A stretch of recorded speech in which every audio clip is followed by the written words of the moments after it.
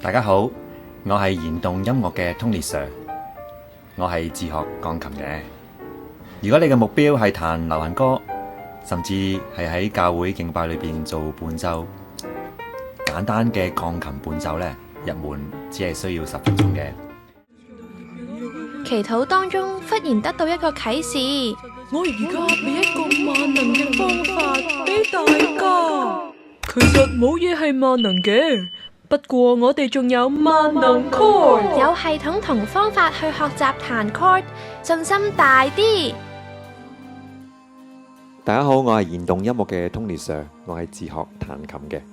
咁呢句說話呢，其實係我喺2023年呢個萬能 chord 教學頻道開始嘅時候，第一條片呢同大家分享嘅說話，幫大家呢入門呢去彈奏雲上太陽，咁一個呢好簡單嘅方法，亦都呢係幫助我哋呢踏上學習嘅第一步。嗱，今日呢條片呢，我好想去分享自學同埋教學過程裏邊一啲嘅經驗呢同埋體會。我呢主要呢想有2個對象。咁第一呢，就係如果你都好有心想喺教會裏邊侍奉，但係你已經係一個嘅成年人，你喺度猶豫緊你可唔可以學習彈琴呢？好想同你分享，其實係可行嘅。第二個呢，就係如果你本身都已經係識彈琴，甚至你係一個嘅鋼琴老師，你有冇諗過呢？其實你都可以教一啲嘅弟兄姊妹或者咧成年人學琴呢。嗱，我自己咧就睇到一啲嘅片段咧，去講到咧有關成人自學彈琴咧，其實係有好多嘅優勢嘅。咁我比較翻 AI 俾我嘅答案呢，呢5點咧都似乎係大家嘅共識。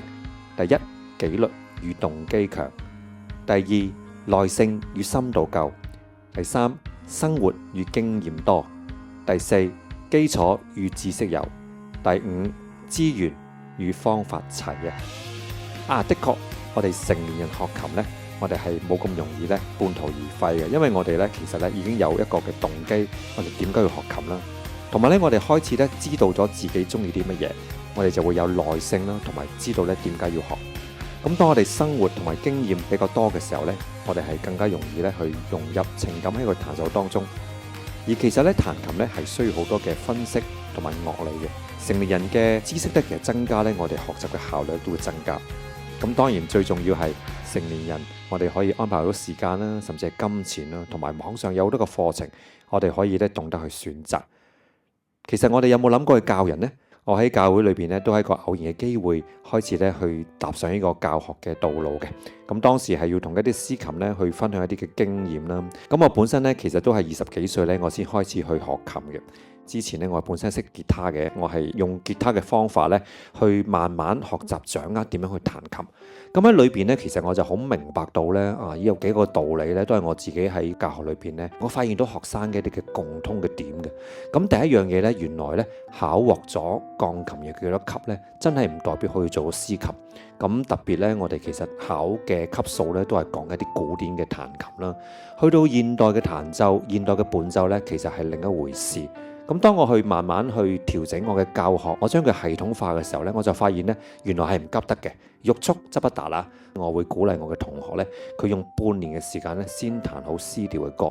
慢慢呢，我都將呢啲教材呢，將佢去整理，將佢去修訂 level 0呢，去到 level 8。起碼都2至3年啦。我其實有啲同學呢，佢其實學咗呢都唔止3年嘅時間，慢慢學習點樣透過實踐同埋呢方法嘅簡化呢，令佢能夠去靈活咁樣呢去應用喺佢嘅侍奉嘅當中。我自己都其實係一個司琴啦，我自己都有做其他樂手，特別喺教會嘅侍奉裏邊呢，其實好多時候我哋做司琴呢，唔係淨係我哋能夠彈得好就可以啦。我意思係呢，比起彈得好同埋彈得純熟，有一樣嘢更加重要呢，係點樣同主領同埋敬拜隊呢溝通同埋配搭。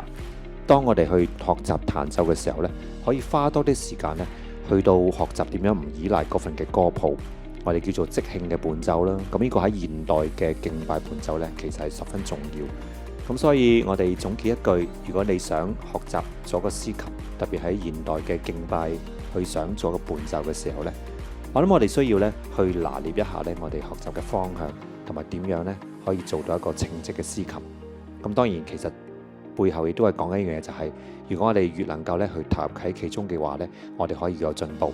嗱，如果你有能力去教到其他人嘅時候咧，希望你都可以諗一諗你嘅教材、你嘅方法係啲乜嘢呢？你係點樣去幫手呢？去培育到啲新嘅司琴咧可以踏上侍奉呢？歡迎呢，我哋可以一齊去交流同埋切磋。咁我亦都本身有一套嘅萬能 chord 嘅課程呢，可以俾大家參考。